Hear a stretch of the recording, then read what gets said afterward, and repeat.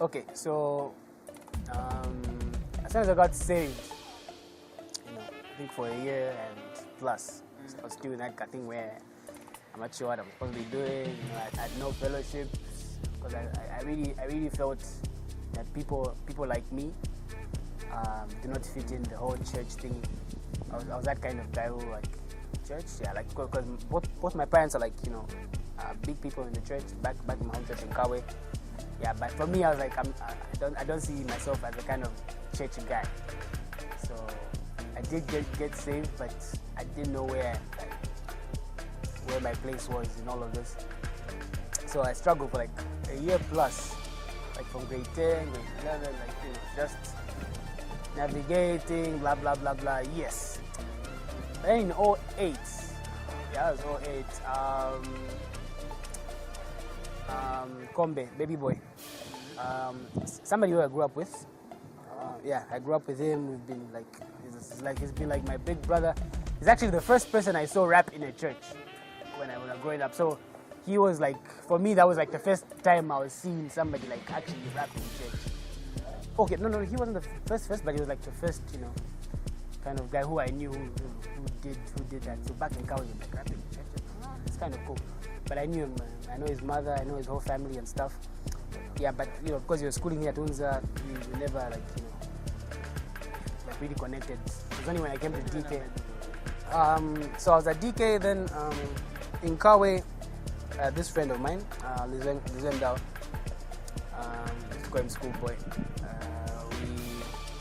We decided to perform at church and do a song because there was this youth thing for the Kavis. Yeah, and we were boarders, so it was rare that we were actually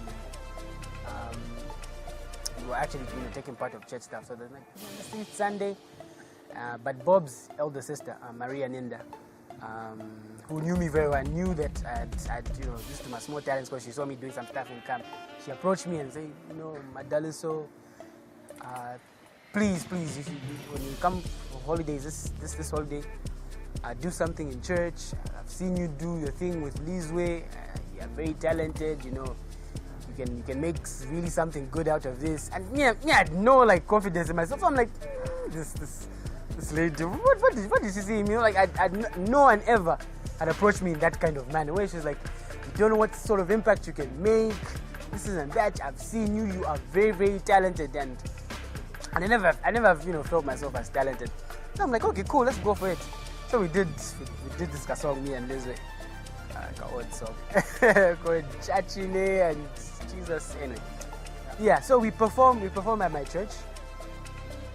It was like a youth service, or evening youth service. So we invited other churches. Yeah, and apparently Gabby GP happened to be in the crowd at that time.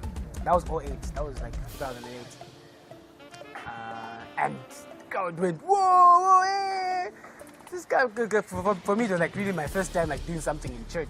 So a lot of people who have seen me around church will be like, that quiet guy. He's like, what's still under the sun? Because my dad is like an elder in church. So they're like, what's still under the sun also? So everybody was like excited and stuff. So everybody was like, hey. Yeah, then fast forward, Gabby, I've never seen somebody approach me like that. He was approaching me like some big time act. Like, he gave me his phone number. Like, dude, we need to meet ASAP. I work at Chitanda House. Like, how come I've never heard of you? Where are you from? Like, why? How come I'm only seeing you for the first time?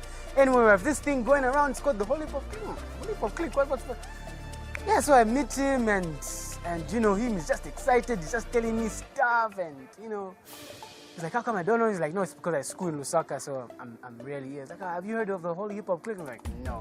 And he was laughing like, that's how bad we are. That's how much we suck.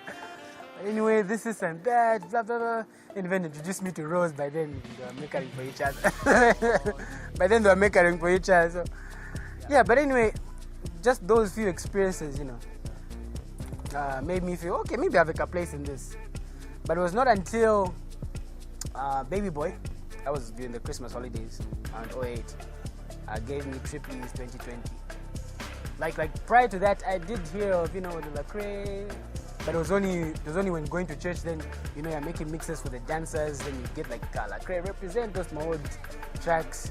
So I did know of Lacrae, but never really inhaled most of the stuff. So I did no pride that. But when he gave me 2020, it's like, no, dude, just listen to this. It was like on a CD and stuff.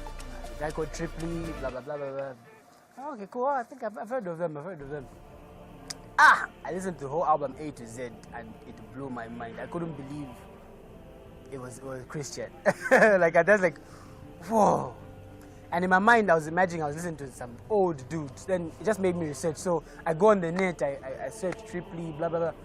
I'm like, what? But then he was like, what? He was like 18. They're like, what? I've been listening to like a 17, 18-year-old chap all this time.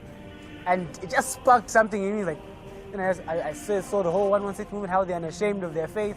Because for me, it was just, I'm sure they're just rapping and stuff. But then that like really hit me hard. Like, wow. Like, you know, I want to be part of this. I want to do something like this where, you know, it's more than just, you know, me using my talents. I'm really living out this life. And I was just inspired, you know, got all these albums and put the truth and every other thing in the mix. And by 2009, like I was sold out. Like I was leading a group back at DK called Genesis, surprisingly.